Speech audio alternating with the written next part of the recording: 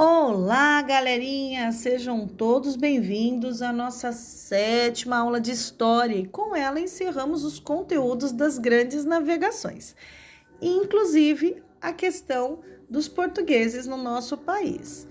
Se você perdeu alguma aula, não perca tempo, entra lá no canal ProRegiane Insights Pedagógicos e se atualiza aí de todos os conteúdos que a gente passou até agora. O tema da aula de hoje é a chegada dos portugueses do Brasil, porém, o nosso conteúdo não é mais os índios, porém, a escravidão dos africanos no sistema colonial brasileiro. Esse é um tema que me encanta muitíssimo, falar dos nossos ancestrais, da nossa história e como tudo isso está inserido nos nossos hábitos. Começarei então meu estudo falando de uma mulher.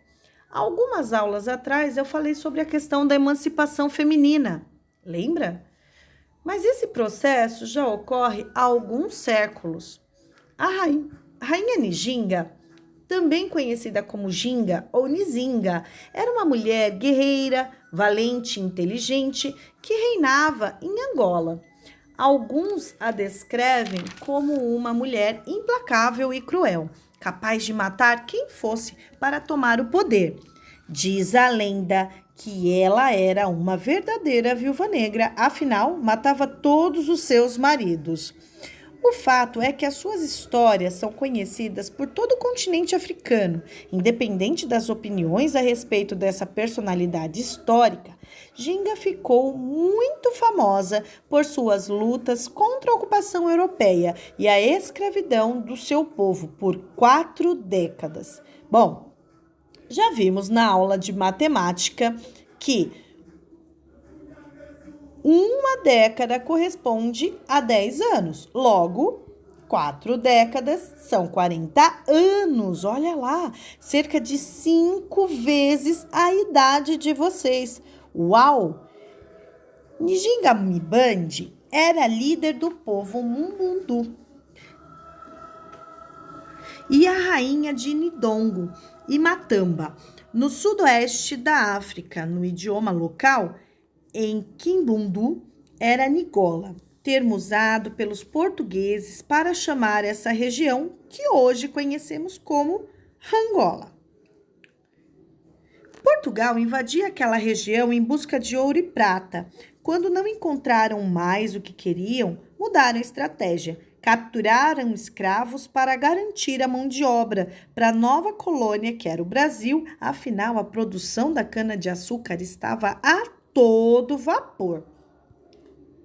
Em 1617, o seu pai, Nigola, morreu e um dos seus irmãos, Mbandi, toma o poder.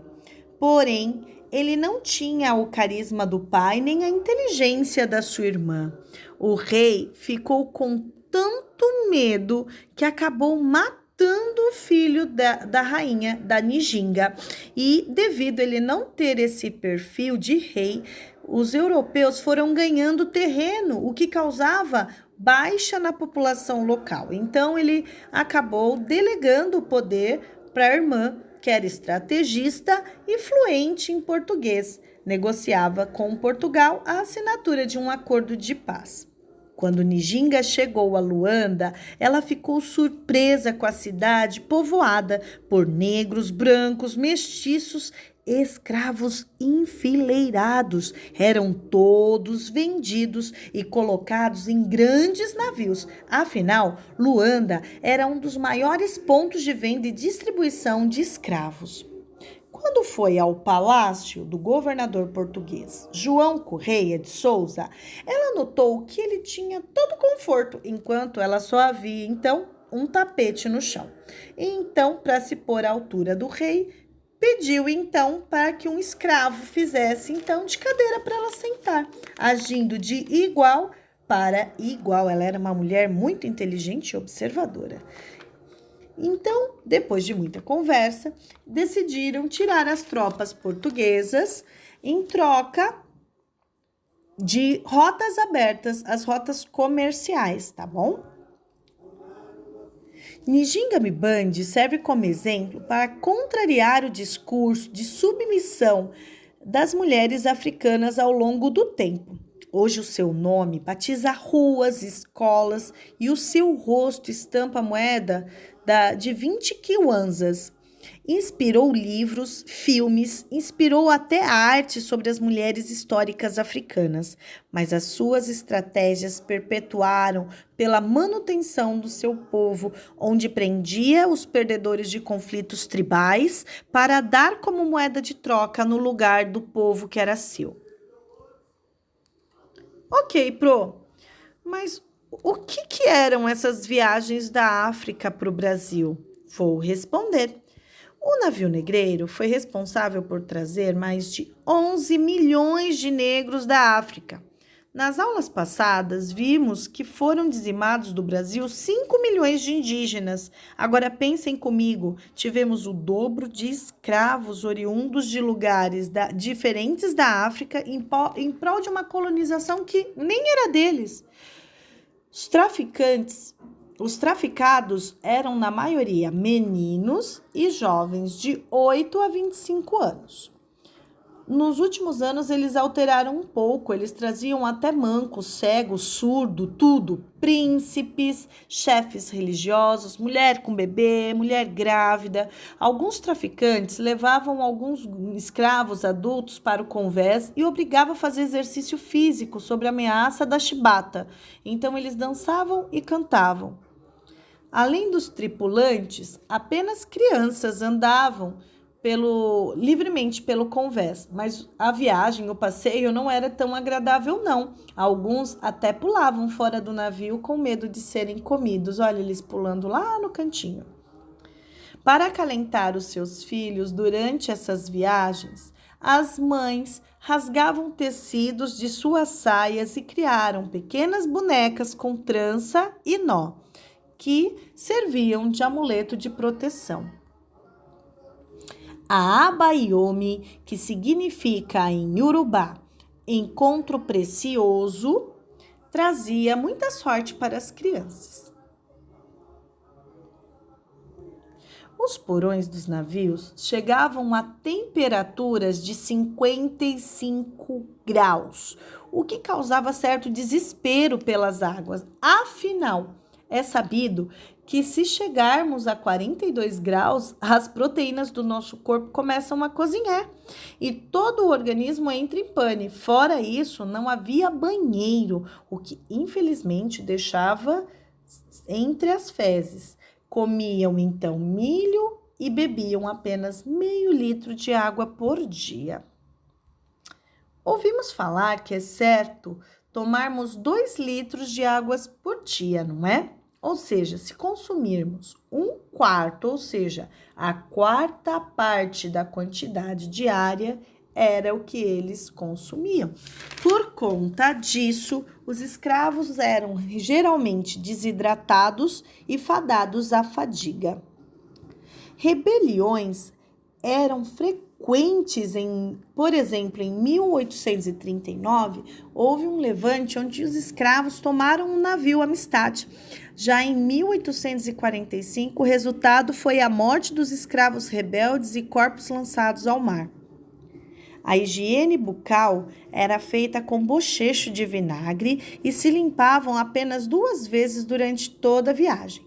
Muitos padeciam de infecção no olho ou no intestino. Quem não morria chegava bem debilitado, moribundo ou cego no Brasil.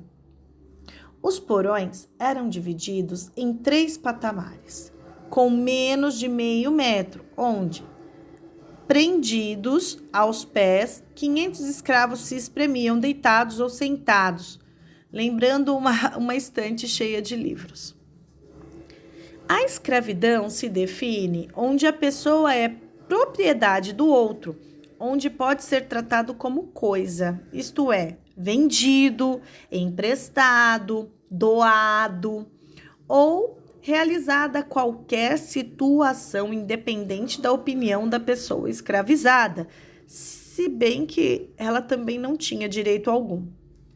Há uma tese de que os primeiros escravos negros chegaram em torno de 1538, trazidos por Jorge Lopes Bichorda, um dos arredatários das capitanias hereditárias. Lembra da aula passada? Pois é, os escravos que sobreviviam às viagens da África para o Brasil eram separados em grupos linguísticos e cultural.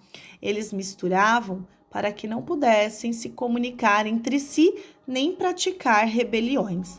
Trabalhavam sem direito, longe da família e sem comunicação alguma, e se não fizesse o que se ordenasse, estaria sob pena de castigo violento. Justificava a minoria branca, a classe dominante, pelas ideias religiosas e racistas, onde afirmavam que eram superiores, inclusive que os negros não tinham alma. Os escravos eram a mão de obra nas plantações da cana-de-açúcar, tabaco e algodão, nos engenhos também. Mais para frente, nas vilas e cidades, minas e fazendas de gado. Mas isso é um pouco mais adiante da história do Brasil. Fora isso, não tinha salários nem impostos a serem pagos por ele. Portanto, os senhores de terra que tinham mais escravos cabia o prestígio diante dos demais. O comércio de escravos vindo da África foi um negócio altamente lucrativo, onde nem mesmo com a independência do Brasil o sistema foi tão abalado assim facilmente. Mas como será que era a rotina do escravo? Antes do amanhecer, um sino era badalado e os escravos colocados em fila para uma contagem do feitor, onde rezava uma oração que era repetida pelo escravo.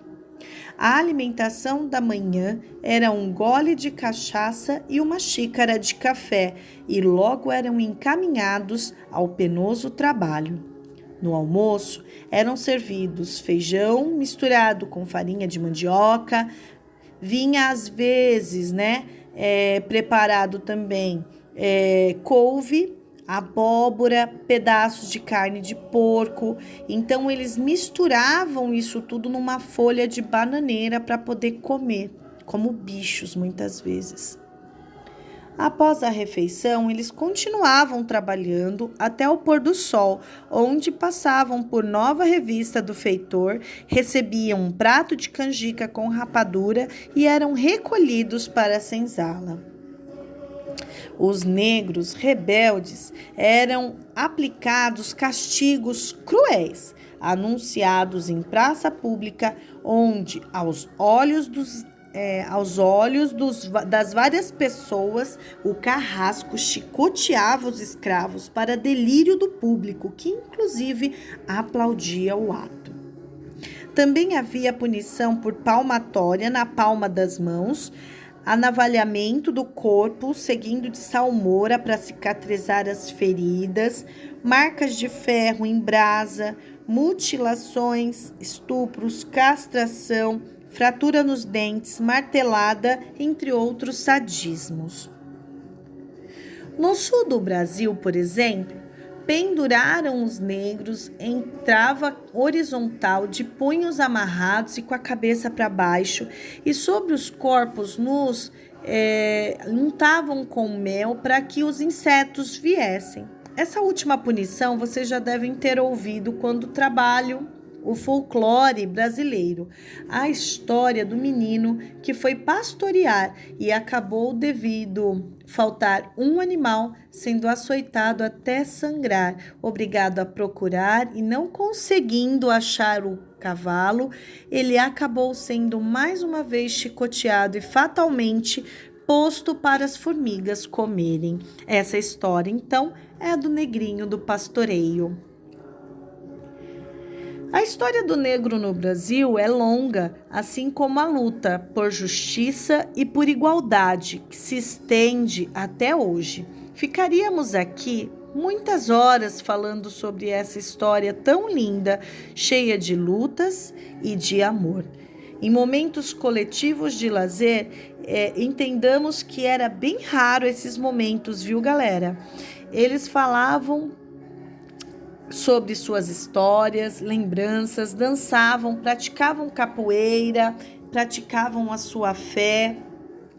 Afinal, eram os orixás que mantinham uma esperança de dias melhores e ainda faziam até artesanato, como as bonecas Bayomi, que aqui já citei.